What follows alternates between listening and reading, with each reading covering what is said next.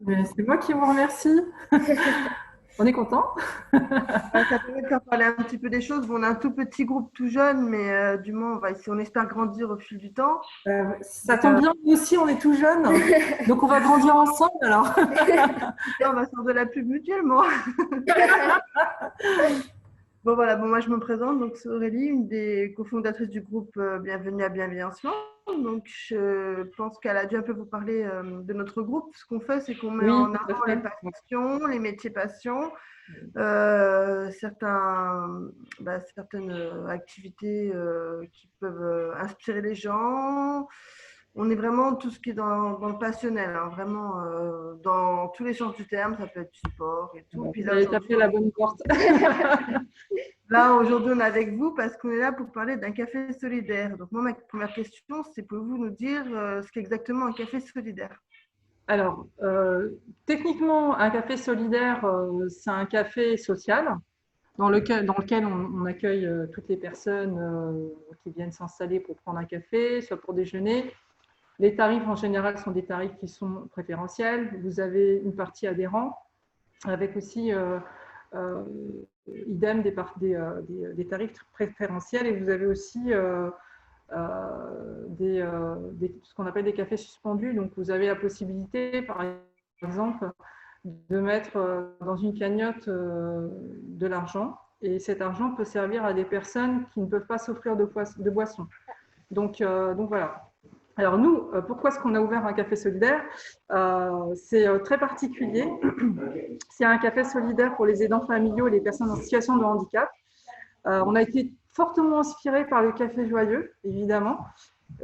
C'est aussi un diagnostic personnel et quelque chose qui manquait dans l'environnement, de se retrouver tous un petit peu dans cette neurodiversité, parce qu'on parle beaucoup de neurodiversité, c'est-à-dire qu'on est tous différents, mais on a le droit de venir s'installer dans un café, on a le droit avec nos particularités, handicapés visibles ou handicap invisibles, de pouvoir se retrouver avec nos familles et de se poser, en fait, finalement d'échanger, de partager, d'être dans la convivialité. Voilà.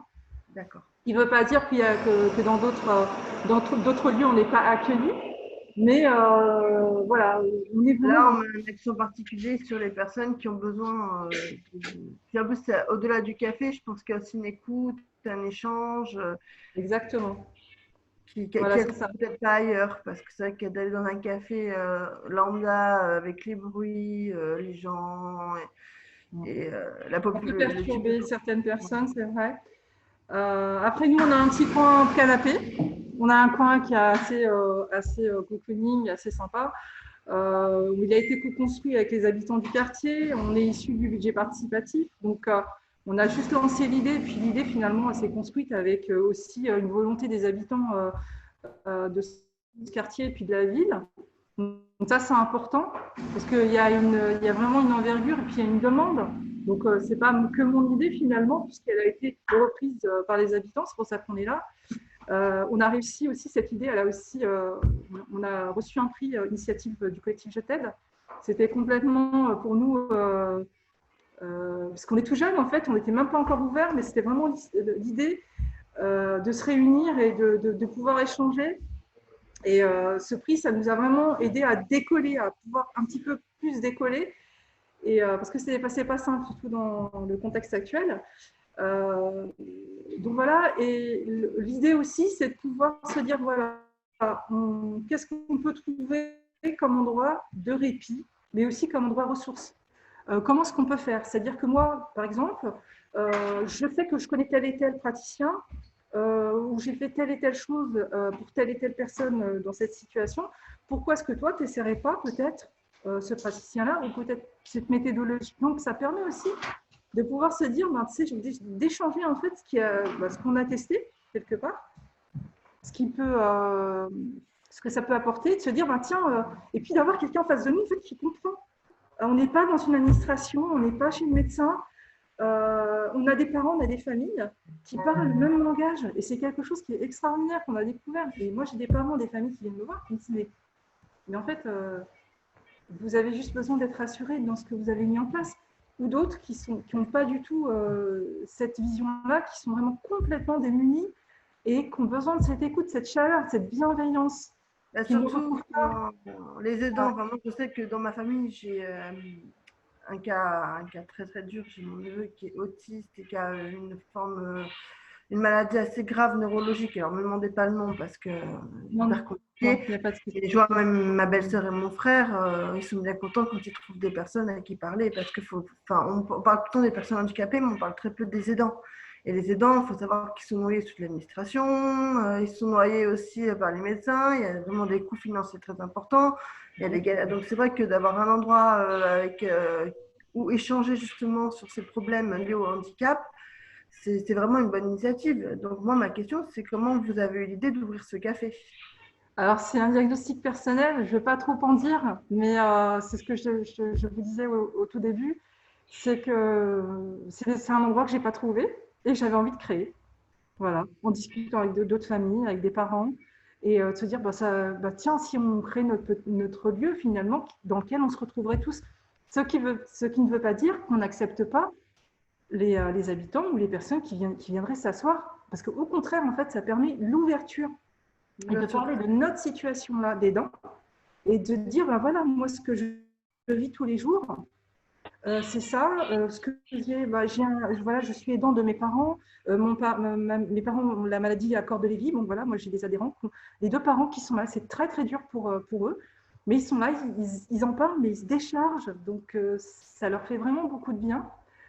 Si, bien sûr, on reste encore très très modeste parce qu'on cherche vraiment à pouvoir être un vrai centre de ressources, c'est aussi de pouvoir les accompagner, mais de manière vraiment technique, de manière objective, et de pouvoir leur apporter les ressources qui existent, etc. Donc ça donne aussi des idées de créer aussi autre chose. Par exemple, une carte des aidants. Se dire, tiens, moi j'ai cette problématique-là, qu'est-ce que je peux faire, quel parcours je peux, en fait, par quel parcours je dois passer, et puis voilà. Donc, oui, ça permet de faire le lien aussi entre les aidants, parce que quelqu'un qui est tout jeune aidant et puis quelqu'un qui a déjà passé par là, ça permet d'échanger, d'accompagner, puis de peut-être aussi à force d'en parler, parce qu'il n'y a pas beaucoup de structures en France, quand on a un handicap, quand on est aidant, qui aide dans les démarches. Donc là, le fait d'avoir ce café, pouvoir sur les démarches, c'est sûr que ça peut être un sacré coup de pouce pour les personnes confrontées au handicap, que ce soit les aidants ou la personne qui souffre de l'handicap. C'est ça, c'est un allègement, et vous le dites très bien. En fait, finalement, en fait, il y a une telle surcharge mentale. On parle beaucoup de surcharge mentale. C'est tellement puissant, c'est tellement fort, tellement douloureux. Parfois, on a l'impression en fait que c'est normal mais non, c'est absolument pas normal de se retrouver dans une situation d'épuisement. Ça n'est pas normal. Il faut aussi, moi, ce que j'ai envie de dire aussi, c'est qu'il faut savoir dire qu'on a besoin d'aide. C'est quelque chose que je n'ai jamais su faire et que j'ai appris avec le temps. Et en fait, c'est mon expérience que je veux partager et que je veux donner aux autres. Moi, en fait, c'est l'humain qui me plaît. Je suis une passionnée de l'autre. Voilà, vous avez parlé de passion. Moi, je suis une passionnée de l'autre. Je suis une passionnée du rendre service, etc., etc. Donc, ça fait aussi partie de ma nature en tant qu'aidant salarié. Mais c'est aussi quelque chose que j'ai envie de donner. C'est la transmission, c'est transmettre aussi. Voilà. Et peut-être que ça peut faire naître d'autres vocations. D'ailleurs, moi, j'ai une maman qui a fondé son association. Et j'en suis vraiment très, très fière. Je suis très contente de cette maman parce qu'elle était aussi dans une situation de burn-out et puis elle a trouvé sa voie, donc pourquoi pas. Et elle va faire des actions qui seront beaucoup plus ciblées, voilà, sur une problématique et une thématique. Voilà. Donc, et puis travailler par exemple avec Lise qui est en contrat civique, c'est aussi ouvrir comment dirais-je, peut-être des vocations, ou alors peut-être aussi des personnes qui, enfin moi j'ai beaucoup bossé, travaillé avec des bénévoles, notamment de l'association Passerelle des compétences. Et en fait, finalement, ces personnes-là qui ne connaissaient rien du tout sur les dents, ne savaient même pas ce que c'était, qui pour elles, le handicap était quelque chose de visible, alors qu'au contraire, c'est une multitude de handicaps qui ne sont pas visibles, où les personnes sont vraiment dans les grandes souffrances et qui sont stigmatisées. Nous, c'est ça en fait qu'on a cassé, et on crée en fait encore des vocations Et on fait changer, c'est changer le regard aussi, c'est ça. C'est vous entrez, vous changez votre regard. Quand vous venez, il n'y a pas de jugement. On ne vous juge pas, quel que soit votre état. Il y a une libération de la parole aussi, je pense, dans votre Complètement. café, qu'on n'a pas dans la société en général. Je parle de mon cas personnel, je suis bipolaire. Quand j'en parle, les gens me regardent, ouais, bah, tu ne devrais pas en parler. Je dis non, je peux en parler. C'est ma réalité, c'est mon quotidien, c'est la réalité d'autres personnes. Et je pense que ça aide aussi les personnes qui viennent voir de pouvoir justement parler sans tabou. C'est quelque chose qui est très difficile dans la société actuelle. Parce que les maladies mentales, de toute façon, dans les sociétés actuelles, c'est compliqué. Moi, j'assume parfaitement quand je prends mes médicaments. Les gens ils me disent ah, t'as quoi? Je dis ah, bah, je suis dépressive et je fais des blagues dessus. Et les gens, c'est pareil. Ouais, Ils font un regard genre mais c'est tabou, on ne devrait pas en parler. Bah non, en fait. Si, il faut en parler parce que si on n'en parle pas, on va tous rester chacun dans notre coin.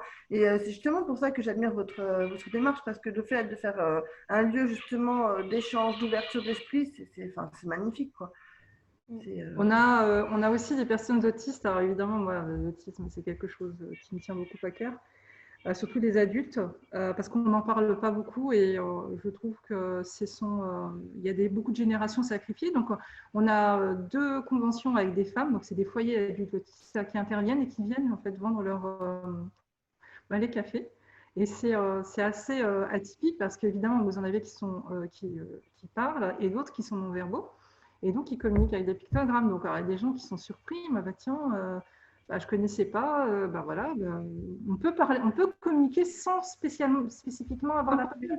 Voilà, c'est comme un petit peu. Ouais, je trouve que c'est très important d'échanger sur ça, sur la communication. Elle est multiple, en fait, finalement. Pour l'autisme, de toute façon, pour avoir mon neveu qui est autiste, c'est beaucoup de communication non verbale. C'est autre chose. C'est des personnes même qui sont très riches parce qu'ils ont, moi je sais qu'avec mon neveu, je sais pas comment c'est un feeling, c'est quelque chose. Quand je le vois, moi, ma belle-sœur me dit, t'es la seule personne de la famille qui vient me voir, qui fait des câlins. Je dis, oui, parce que moi je le prends comme il est. Je le prends et ça, c'est ce qui montre. C'est l'acceptation, ouais. C'est ça, c'est de pouvoir se dire, voilà, la personne, elle est comme ça, elle est différente, on l'accepte telle qu'on est, on ne la rejette pas parce qu'elle a une différence. Ouais, c'est ça, c'est exactement ça. Alors, c'est vrai qu'on n'aime pas trop parler de différence, on essaye un petit peu de changer notre mode, mais c'est plutôt, il est dans la neurodiversité, vous êtes dans la neurodiversité, voilà, moi, je parle de diversité et puis de personnalité. Moi, je parle, voilà, et de personnalité. Là, je le mets parce que, bon, pour les personnes qui vont nous écouter, il faut quand même mettre le mot parce que malheureusement, ils sont oui, pas bien sûr, c'est sûr. Donc, on est obligé de mettre le mot handicap dessus, mais c'est vrai qu'il faut bien voir qu'il faut rappeler. Et alors, le handicap aussi. Mais le handicap aussi, il faut arrêter aussi, faut aussi qu'on intervienne dans la vie courante. Il est utilisé comme une insulte. Et en fait, c'est terrible. C'est terrible de dire ça parce que il y a des personnes handicapées qui travaillent 2 fois mieux que moi, par exemple, et qui ont des compétences qui sont vraiment, qui me dépassent. Donc, je me dis, oh là, ce mot handicap, bon, il n'est pas très bien compris, il n'est pas très bien assimilé dans la société, mais bon, en fin de compte, voilà, on est différents, on a nos compétences, quels que soient les degrés. Il faut tous s'accepter, il faut être très tolérant de ça, de cette richesse finalement, parce que c'est une vraie richesse et que ça nous apprenne en fait à être meilleurs et à changer notre regard. Maintenant, j'aimerais bien vous parler un petit peu du côté pratique du café. Donc, vous avez parlé du fonctionnement, donc du coup, je ne vous pose pas la question. Ouais. Mais ce que j'aimerais savoir, c'est quand vous l'avez monté, vous avez rencontré des difficultés administratives au niveau de l'hygiène Alors, des difficultés administratives, pas vraiment, non. Je dirais plutôt des lourdeurs, en fait, parce qu'on a été accompagné parce que c'est quand même un budget participatif qui est issu de la mairie de Bagneux, qui nous a octroyé ce local. Donc, on les remercie vraiment beaucoup de nous avoir prêté ce local. C'est aussi ce budget-là qu'on a gagné qui nous a permis de financer ce qu'il y a à l'intérieur. Ce qui a été compliqué dans ce projet, pourquoi il a été en longueur, c'est parce que le projet n'a pas été très bien compris. Donc, le positionnement, en fait, à l'image, je pense qu'il n'a pas été compris ou parce que peut-être on pensait qu'on n'allait pas percer. C'est très compliqué, hein, encore une fois, malgré le fait d'avoir gagné ce budget, de pouvoir être accepté aussi. Hein. Mais bon, après, en termes pratico-pratiques, en fait, la coordination sur le projet a été très compliquée. Voilà. C'était plus une question de, c'est pas une question de moyens, c'était plus une question de dysfonctionnement de service. Voilà. Autrement, on est arrivé au bout de notre, il nous reste quelques achats à faire, donc on est arrivé au bout. On est ouvert depuis tous les jours depuis le mois de juillet. Là, on fait très attention avec la situation sanitaire qui est un peu délicate. Mais vraiment, fonctionnellement, du lundi au dimanche, on est ouvert de 14h à 20h, là un petit peu moins puisqu'il y a le couvre-feu. Et on essaie d'être au mieux, au plus visible. Voilà. Donc on accompagne des familles, on accompagne des parents qui ont des difficultés administratives mais aussi techniques, c'est-à-dire qu'elles peuvent venir pour un problème de dossier MDPH. Nous, on fait très attention parce qu'on n'est pas des assistantes sociales, il faut faire très gaffe. On est là surtout pour l'écoute. S'il y a une difficulté en fait où le parent n'est pas capable ou n'y arrive pas, n'arrive plus à gérer, on l'accompagne. Ça, c'est vraiment notre but. Hein. C'est vraiment d'alléger. Mais par contre, on ne se substitue pas. On ne se substitue pas au CCAS, on ne se substitue pas aux assistantes sociales qui existent et aux services. On demande toujours à savoir si la personne a bien fait toutes les démarches. Parce qu'on veut aussi être un noyau en fait de ce réseau-là pour ne pas court-circuiter les associations. Et voilà, il ne faut pas qu'on fasse n'importe quoi. Ça, c'est très important. Hein. Techniquement, c'est très important pour nous. Donc, nous, on arrive vraiment en bout de chaîne. Voilà. Après, si vraiment il y a vraiment trop de spécificités, on les remet sur le réseau. Et c'est ça qui est important en fait. C'est ça le fonctionnement. Vous parliez du fonctionnement, on travaille beaucoup en réseau. Voilà, sur nos connaissances. On commence à être connu par la MDPH des Hauts-de-Seine, par exemple. On commence aussi à être connu par l'ARS. Donc voilà, on commence à déployer un petit peu les actions qu'on met sur le café, parce qu'on fait des actions de communication. On a mis en place des conférences et des films débats. Donc, par exemple, notamment sur l'autisme, c'était sujet. Là, pour le moment, on ne peut pas le faire. Mais on a aussi tout ce qui est maladies psychiatriques, tout ce qui va justement, vous parlez de bipolarité, la schizophrénie, toutes les maladies qui sont connues et aussi les maladies moins connues et qui sont des maladies orphelines, parce que c'est important. Beaucoup de personnes aussi ont des problèmes de comorbidité et on n'en parle pas beaucoup, surtout en ce moment. Donc voilà, donc ça c'est aussi des informations qu'on peut apporter, qu'on partage avec des personnes qui sont concernées et les non concernées. Donc c'est ça la communication. Donc ça fait partie des axes du café. Des concerts, des repas, des ventes au profit du café, des ateliers cuisine et écoute qui sont donc créés et préparés par Lise. Donc on a fait notre premier, ça a été un vrai succès. Bravo, en tout cas, moi je suis très contente de la manière dont ça s'est passé vraiment naturellement, accompagnée par une psychologue. On a nos groupes de parole qui existent depuis 1 an et demi, qui aussi pareil, c'est sur des thématiques particulières. Ça peut être sur un sujet libre, mais parce que les gens ont besoin de se confier, besoin de parler de toute façon, surtout en ce moment. On a des ateliers de sophrologie. Donc ça, ce sont des ateliers qui fonctionnent depuis 3-4 mois. Avec beaucoup de professionnels et beaucoup de... On essaye avec le peu de moyens qu'on a, vraiment. Merci pour la mairie de Bagneux de nous avoir aidés à démarrer. Merci à la préfecture des Hauts-de-Seine et aussi aux députés des Hauts-de-Seine parce qu'elle nous a vraiment... ça n'a pas été simple, mais elle nous a vraiment boosté, elle nous aide en nous permettant, nous octroyant des subventions. Donc ça permet de payer justement les praticiens. Et on a une action qui s'appelle Aidants en péril, qui a débuté justement juste après le confinement. Et c'est une action individuelle. Donc le confinement est très lourd hein, pour certaines personnes. Les personnes en situation de handicap, les aidants et tout, étaient les grands oubliés du confinement parce que, sachant qu'à part les médecins traitants qui avaient le droit d'avoir leur cabinet ouvert, tous les autres ont dû fermer. Pas de psychiatre, pas de psychologue, pas de ostéopathe, pas de kiné pour ceux qui peuvent en avoir besoin dans leur pathologie. Les assistantes sociales qui ne recevaient plus ou qui étaient surchargées. Enfin bref, moi je vous tire mon chapeau parce que vous avez été peut-être présents à un moment où les personnes ont eu besoin juste après le confinement parce que ça a été complètement la vague après confinement, je pense. Ouais. Ah oui, mais complètement. Et en fait, c'est vrai que ça a été un phénomène qui a explosé parce qu'on a senti, en fait, les gens sont venus, ils se sont confiés. On a eu vraiment, moi, j'ai jamais vu autant de personnes se déplacer, venir nous voir parce qu'ils se sont dit, heureusement que vous êtes là, on avait vraiment besoin de se retrouver. Et ça leur a permis aussi de libérer la parole, en fait, parce qu'ils n'osaient plus, ils ont tellement éclaté, ça a été tellement dur pour eux pendant le confinement. que finalement, ils sont vraiment, enfin, tout est parti, quoi, et ça a fait beaucoup de bien, quoi. Et c'est vraiment. Et puis là, cette partie aide en péril, c'est une partie individuelle, c'est-à-dire on va, avec une professionnelle, intervenir au domicile de la personne. Et pareil, c'est pris en charge par l'association. Pourquoi? Parce que c'est là où moi je voulais vraiment, pour moi, c'est super important d'obtenir des subventions parce que on paye, c'est nous qui payons les praticiens parce qu'il y a trop de frais. Moi, j'ai des aidants qui ont plus quasiment, qui n'avaient plus les moyens de se nourrir. Donc non, c'est pas juste, c'est pas normal.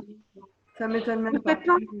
On devrait pas, c'est pas acceptable. Enfin, pour moi, donc je me dis que si je peux les aider peut-être à aller mieux dans leur corps et dans leur vie, pas moi, mais en tout cas le praticien, peut-être que derrière, elles vont trouver des solutions pour s'en sortir et ça allègera quelque part la tâche. Malheureusement, on parle très peu du prix du handicap, mais moi je vais le dire, le prix du handicap il est très élevé en France. Il y a très peu d'aide aux personnes, aux familles ayant une personne handicapée à charge. L'aide est très minime et je parle en connaissance de cause. Quelqu'un qui a besoin d'un fauteuil, le fauteuil va peut-être coûter 3 000 €, vous allez avoir 500 € d'aide. Exactement. Comment vous sortez les 2 500 €, sachant qu'en général, il y a une personne à la maison qui ne travaille pas parce qu'il est obligé d'être là pour la personne. Non, c'est. Donc, moi, je sais. C'est excessif. L'équipement est très, très cher, c'est vrai. Et d'ailleurs, lorsqu'on a assisté à la première assise des aidants, il y a une maman qui est intervenue et qui, justement, nous avait donné le coût d'un lit, mais c'est exorbitant, et qui avait besoin de faire installer une rampe. Et en fait, ces parents-là se sont débrouillés techniquement pour pouvoir mettre en place cette rampe particulière. Et moi, franchement, je les admire, ces parents, parce qu'ils ont une vraie comment dirais-je, une ingéniosité chez nous, finalement. On met en place plein de stratégies et ça marche et ça fonctionne avec les petits moyens et moi, je défends.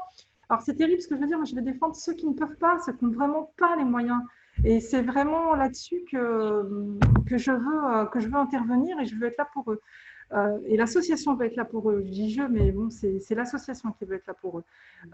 Et pas les mettre en péril financièrement parce qu'elles ne peuvent pas se soigner, parce qu'elles ne peuvent pas se prendre en charge, ou parce qu'ils ont besoin d'un accompagnement pour l'aider, par exemple. Ça, c'est pas notre objectif, mais l'objectif, c'est vraiment l'aidant. Je pense que tout ça, ça viendra avec le temps, mais en tout cas, vous avez quand même un très très beau projet, vous portez un très très beau projet, et je pense qu'on a fait à peu près le tour de tout ce qu'on avait à dire. Moi, j'admire énormément votre enthousiasme et votre motivation. Ça fait énormément plaisir et j'espère que vous allez donner envie à d'autres personnes de se lancer dans des choses. Moi, je vais lancer mon groupe pour justement faire le lien entre les personnes et espérer que des initiatives, pour montrer qu'on est tous capables, en fait, hein, quelque part. Malade, voilà. Et c'est ce que vous faites aussi également, parce qu'en ouvrant la parole, voilà. Moi, la dernière chose que je voudrais vous demander par rapport à cette interview, c'est qu'est-ce que vous aimeriez partager avec nos abonnés qui vont regarder votre interview, justement? Vous l'avez dit vous-même, l'enthousiasme, la bienveillance, et puis essayer de regarder derrière les yeux, derrière le masque. C'est vraiment très… Voilà. Ne vous arrêtez pas à une image. Voilà, c'est ça. Surtout ça. C'est d'aller vraiment très, très loin. Vous êtes vraiment une belle personne et moi, je vous admire énormément. Non, honnêtement. En tout cas, j'avais prévenu que cette personne est un amour. Ça se voit, vous le communiquez énormément. Je voudrais juste vous dire quelque chose, si je peux terminer, mon expérience personnelle. C'est qu'en fait, c'est l'amour qui a sauvé quelque part, qui a sauvé en fait tout ce que… Vraiment, c'est ça qui m'a sauvée en fait. C'est ça. C'est vraiment de s'accrocher, d'y croire. C'est y croire, même si c'est impossible. Voilà. Tant pis si les portes se ferment, mais il faut y croire. Il faut croire en soi. La porte se ferme, il faut passer par la fenêtre. C'est ce que j'ai fait. Bon, je me suis fait un peu mal quand même. Mais bon, ça va, j'ai les os solides. Voilà. En tout cas, merci beaucoup. Merci pour votre accueil. Il n'y a pas de souci. Puis je pense que ce qu'on fera, c'est on prendra régulièrement de vos nouvelles parce que moi, c'est une initiative qui m'intéresse. Donc, je pense qu'on fera peut-être un point tous les 6 mois. plaisir. Voir où vous en êtes, si vous avez fait des émules, et puis savoir où on est parti, où on est allé, ouais, où vous allez aller, parce que c'est vraiment une initiative qui me parle. Donc, je vous remercie énormément de nous avoir parlé aujourd'hui. C'était un bonheur partagé. Bah, on tiendra au courant au niveau des nouveaux trucs qu'on va mettre en place. Là, on pensait mettre en place l'atelier théâtre pour les jeunes. On essaye de faire, d'aider aussi en fait les jeunes aidants qui sont aussi très peu vus et donc réussir à proposer une aide pour les enfants qui doivent s'occuper de leurs parents ou d'autres membres de leur famille. Et plein de trucs comme ça. Là, on veut mettre plein d'ateliers, faire plein de trucs. Bon, avec les Covid, on attend encore un peu, mais. Malheureusement, c'est comme tout. Là. Le Covid a un peu freiné beaucoup de choses, malheureusement. Ouais. Il faut être patient, il faut être très patient. Et je pense que quand on est dans l'abnégation, la résilience, et puis c'est toute la vie, la résilience, en fait. C'est pas qu'une fois, c'est tout le temps. C'est toute sa vie. De toute façon, on apprend toute sa vie de toute façon. On apprend tout le temps et qu'est-ce que je suis contente de rien savoir, de rien connaître. Tous les jours, j'apprends. On apprend tous les jours. En tout cas, je vous remercie de nous avoir accordé du temps. Je vais vous libérer parce que je suis sûre que vous êtes très demandés. Ça va le faire. Merci. Vous demandez où vous êtes passé après. Mais en tout cas, je vous remercie. Et puis, si vous avez envie de communiquer avec nous, vous n'hésitez pas. Même si on ne fait pas écrit, on fera par écrit. Il n'y a pas de souci. Si vous voulez faire un peu de pub sur notre groupe par rapport à vos événements et tout, pour moi, il n'y a aucun problème. Je pense qu'il n'y aura pas de problème. Voilà. Et puis, n'hésitez pas à parler de nous. Ah oui, bien sûr. De toute façon, on partagera. On ferait les échanges. Exactement. Parce qu'on essaie vraiment de se faire connaître et de mettre en avant toute initiative, que ce soit passionné, passionnel, handicap, pas handicap. On essaie vraiment de faire un lien. D'accord, entendu. Voilà. En tout cas, merci pour votre accueil et à très bientôt. Merci à vous en tout cas. Au revoir. Bonne journée. Bonne journée à vous.